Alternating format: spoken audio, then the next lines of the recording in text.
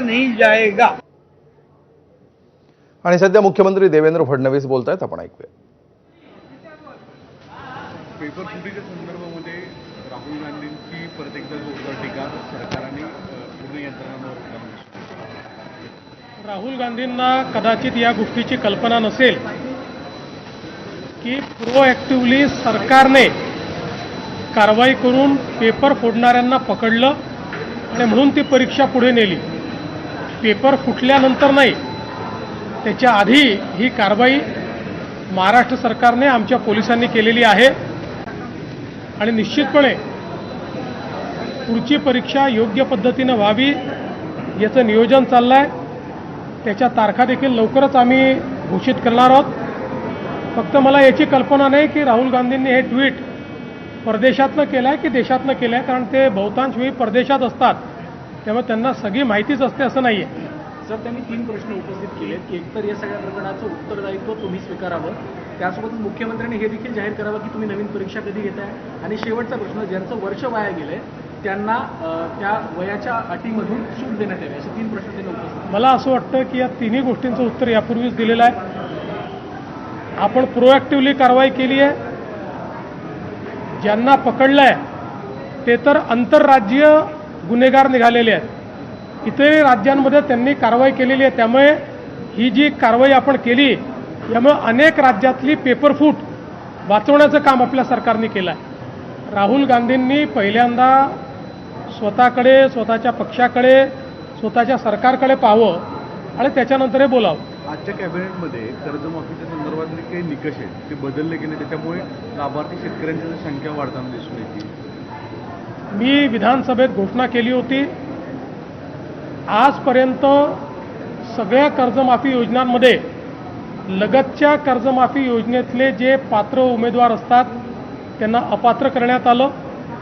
यावेळी आम्ही त्यांनाही 50,000पर्यंत पात्र करण्याचा निर्णय घेतला होता, पहिल्यांदा खास बाब म्हणून. परंतु रणधीर सावरकर यांच्या नेतृत्वात सत्ता पक्षाचे आमदार मला भेटले आणि त्यांनी विनंती केली की त्यांनाही 2 लाखापर्यंत कर्जमाफी द्यावी. म्हणून पहिल्यांदा राज्याच्या इतिहासामध्ये कर्जमाफीमध्ये त्यांचाही समावेश करण्यात आलेला आहे.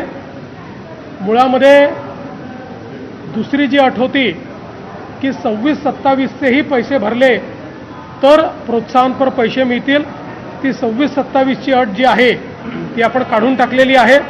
25-26चे पैसे ज्यांनी भरले असतील त्यांना प्रोत्साहनपर अशा पद्धतीनं मदत मिळणार आहे. यामुळे काही शेतकरी जे अपात्र झाले असते ते सगळे पात्र झालेले आहेत. आणि मला असं वाटतं आता देशातली आणि राज्यातली सगळ्यात मोठी कर्जमाफी 56 लाख शेतकऱ्यांकरता ही कर्जमाफी आपण त्या ठिकाणी जाहीर केली. एसटी महामंडळाची आजपासून एक पीपीपी डेव्हलपमेंट करण्याचा निर्णय घेतलेला आहे कॅबिनेटनी, पण त्याच्यावरनं आता ज्या एसटी संघटना आहेत त्या कामगारांच्या आणि बाकीच्या विरोधकांचा असा दावा आहे की गव्हर्नमेंटच्या जागा लँड विकण्याचा हा प्रकार डाव आहे.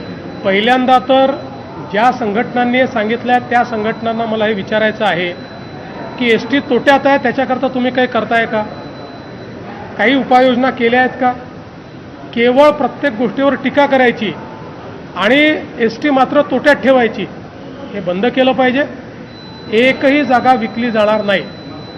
या ठिकाणी लॉंग टर्म डेव्हलपमेंटचा प्लॅन तयार करण्यात आलेला आहे आणि या जागांची लीज होणार आहे. जागांची मालकी ही सदैव एसटी महामंडळाचीच असणार आहे. त्यामुळे कुठलाही त्या ठिकाणी माहिती न घेता केवळ प्रत्येक गोष्टीला विरोध करायचा हे योग्य नाही आहे. पहिल्यांदा या सगळ्या संघटनांची जबाबदारी आहे की एसटीच्या सगळ्या घोटाळ्यांना बाजूला करून एसटी फायद्यात आणली पाहिजे. या दृष्टीनं मात्र कुठलंही काम करताना ते दिसत नाही.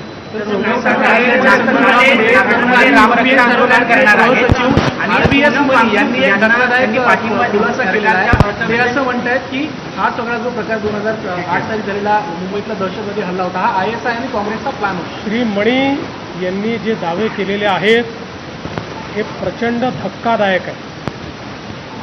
एक प्रकारे माझ्यासहित सगळ्यांना यातनं केवळ धक्काच बसलेला नाही तर अनेक प्रश्न उपस्थित झाले आहेत. काही गोष्टी त्या काळामध्ये मीही विधानसभेत उपस्थित केल्या होत्या आणि आपल्याला कल्पना असेल तर विधानसभेच्या पटलावर या संदर्भात इंटेलिजन्स काय होता हे देखील त्या काळात मी मांडलेलं आहे. त्यामुळे आता तर अशा प्रकारचं वक्तव्य येणं हे मला असं वाटतं अतिशय धक्कादायक आहे. माझी अपेक्षा आहे की या संदर्भात योग्य चौकशी झाली पाहिजे. नाशिकमध्ये आंदोलन करणार आहे. तुम्हाला सुद्धा आव्हान केलंय की नागपूरमधल्या रामरक्षा आंदोलनात सहभागी व्हावं. माझी एवढीच अपेक्षा आहे की त्यांनी किमान 2 पानं तरी रामरक्षेचे वाचावे. राजकीय आंदोलन रामाच्या नावाखाली करणं योग्य नाही आहे. मागच्या वेळेस ते रामरक्षा वाचू शकले नाहीत. मी देखील त्यांची तयारी असेल तर त्यांच्यासोबत रामरक्षा म्हणायला तयार आहे. मला पूर्ण रामरक्षा येते. समजा नसती आली तरी किमान वाचता तर यायला पाहिजे. तुम्ही रामरक्षा आंदोलन करता आणि रामरक्षाच वाचता येत नाही, कुठलं आंदोलन आहे तुमचं? राष्ट्रीय स्तर पर भी अपील कर रहे हैं. उनका कहना है कि सोनम वांगचुक जिस तरह से उपोषण पर बैठे हैं कहीं ना कहीं उनको समर्थन सबने देना चाहिए और सरकार बहुत असंवेदनशील है ऐसा. देखिए, उद्धव ठाकरे जी एक हताश, निराश और फ्रस्ट्रेटेड व्यक्ति है. इनका राजनीति में कोई वजूद बचा नहीं है.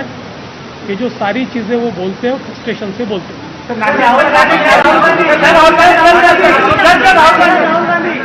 राहुल गांधी